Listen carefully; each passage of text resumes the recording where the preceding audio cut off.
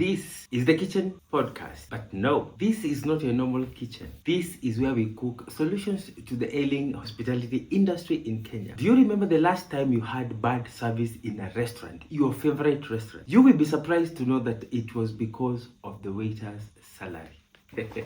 I know many of you will lynch, but yes, it was because of that. You walked into that restaurant before, and someone has already decided how you'll be treated. And that is before you sit, and that is before you order anything. They usually have already made a decision on you. Yes, are you surprised? Let's continue. Now here is the part that makes it worse. You might have also done the same thing to somebody else without knowing. Today's conversation is simple but heavy.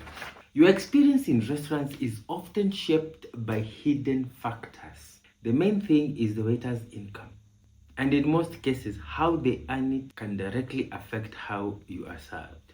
And what if I told you, it's not always about their attitude, it's not always about their training, sometimes it's about survival. Today we are talking about selective service, why some people get better service than others, why it feels personal, and why in many cases it is not. Let me take you out of the restaurant for a minute. I know you have had this experience with Uber drivers.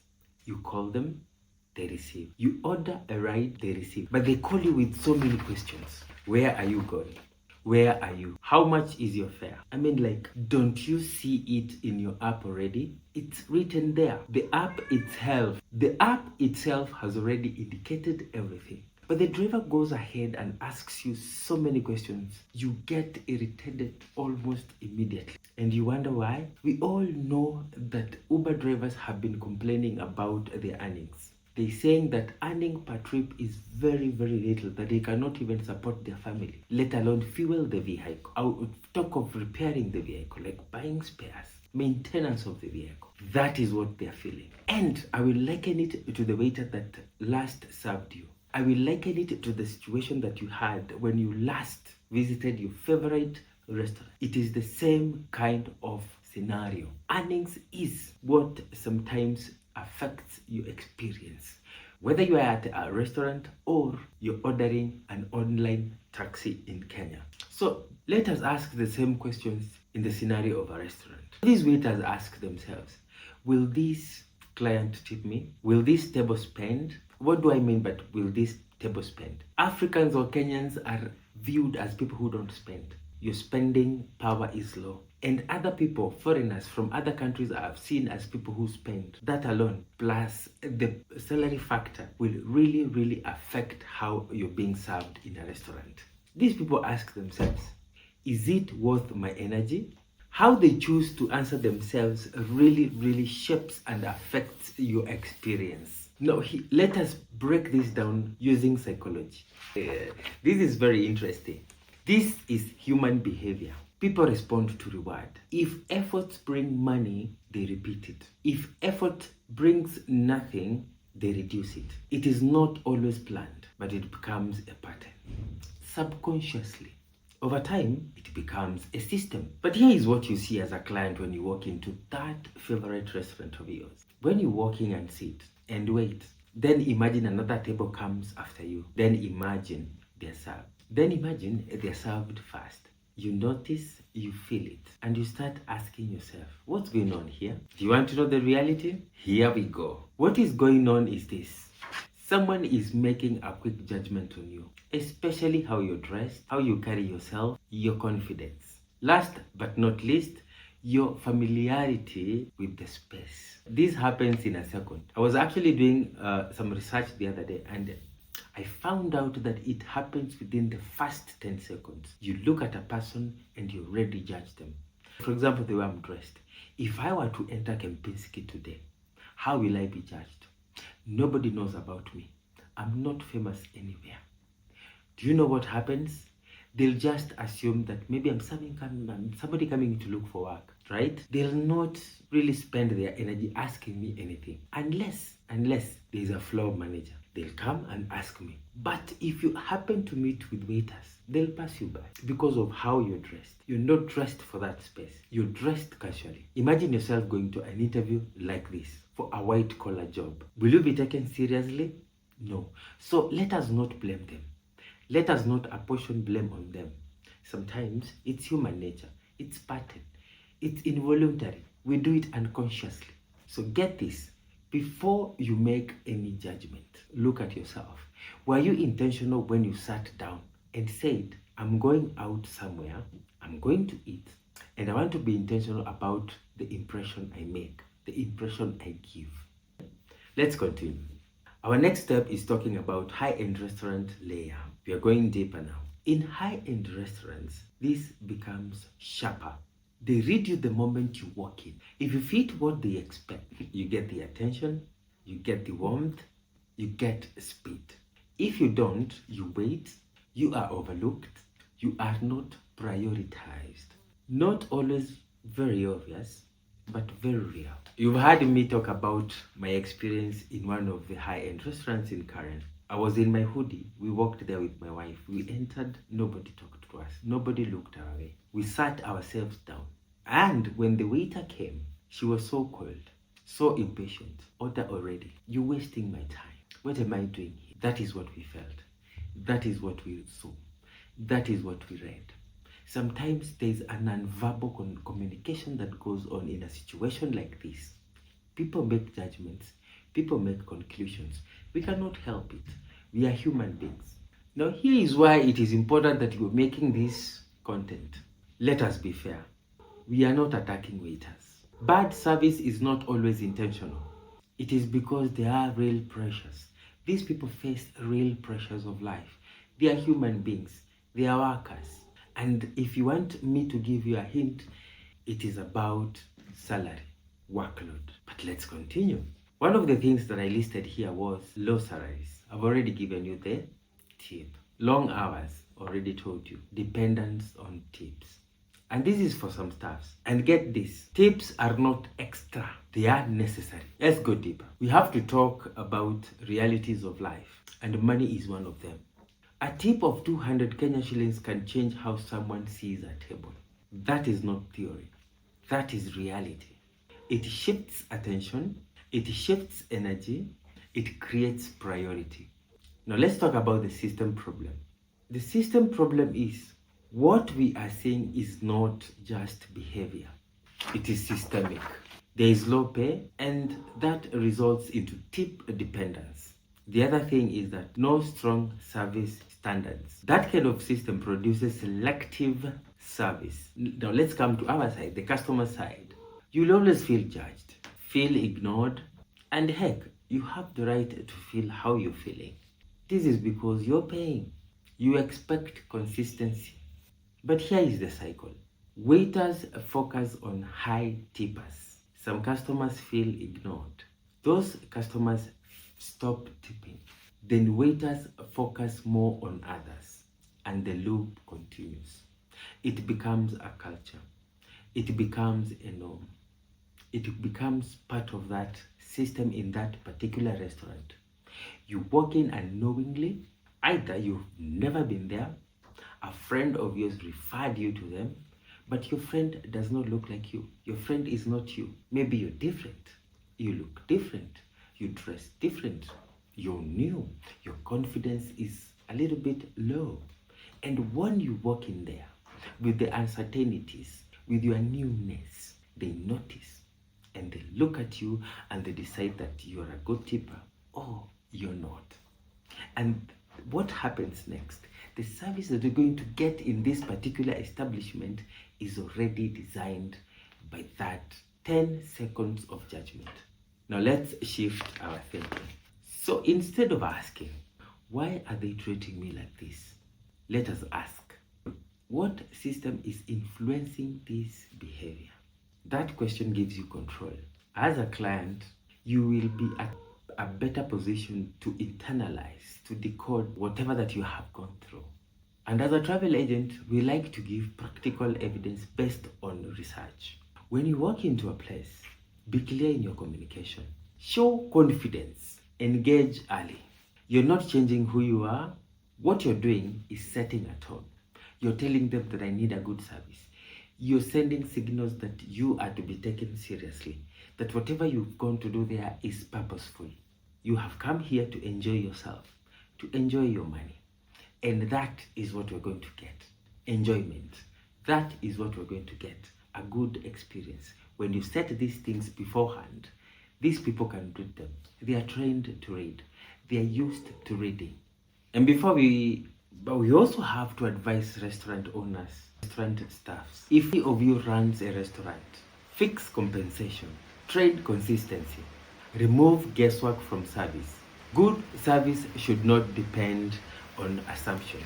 We want to give a clarion call to everybody in the hospitality industry.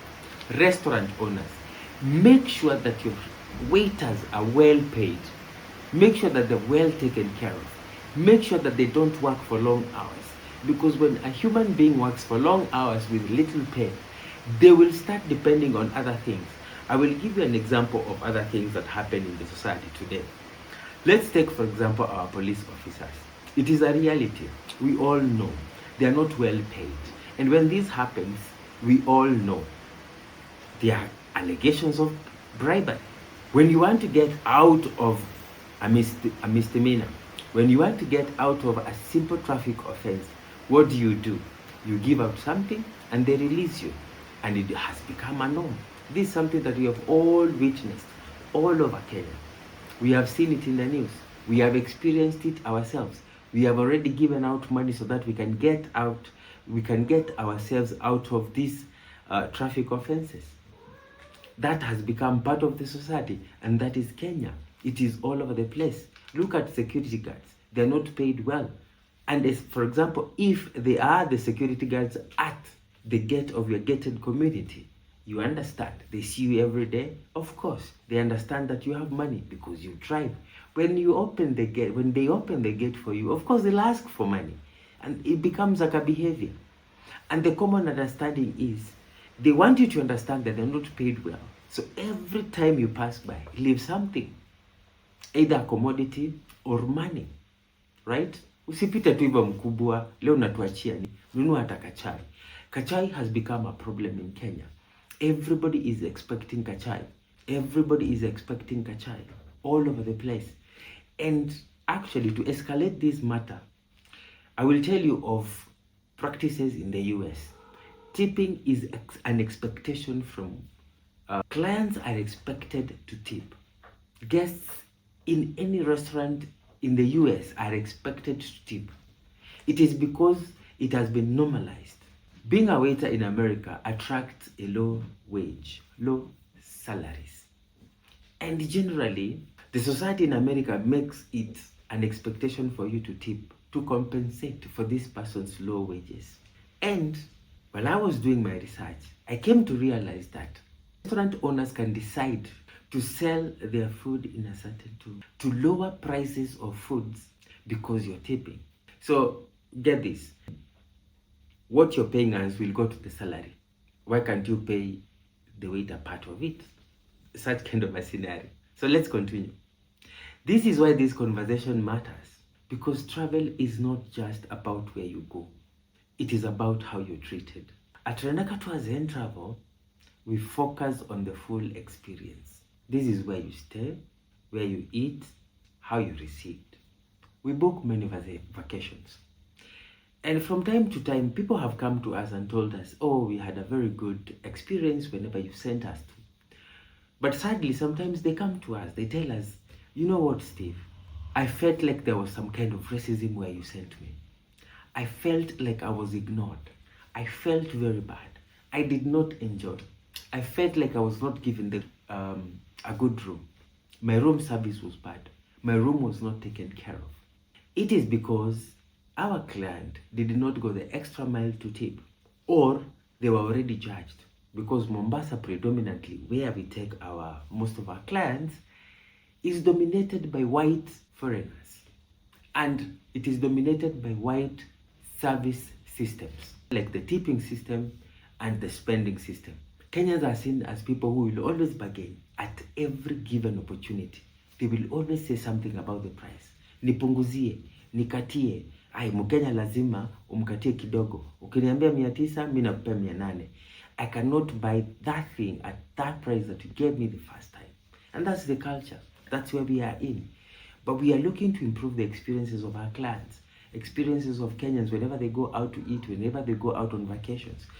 You want the service, the hospitality of these destinations that you go to, of these restaurants that you go to, not to be determined by the status quo, not to be determined by the low salaries that waiters get, low salaries that receptionists get, right?